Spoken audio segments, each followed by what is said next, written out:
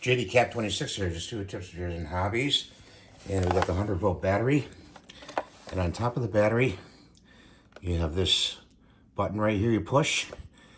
And have 3 showing. You need for 2 hours of charge time, and the charger will get you up to 4 lights. Okay. And then on this side, you lift up the handle. Kind of tough to do. It's got 2 USB ports to charge your phone. So I'm going to show you how to put it in the machine. You lift up this hatch, and there's clicks right here and here. I don't know if you can see that, but it's in there. And you have to line up these parts right here with that. And what you do is you line it up and you push it all the way down till it clicks. Till it clicks in. And this is the release right here.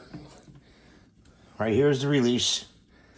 And you release the battery like that, and it comes out. So you want to line up these 3 things here, these 4 terminals. So that's what I want to show you today. Hope you have a good day. Thanks for watching. Give me the thumbs up, and we'll see you in the next video.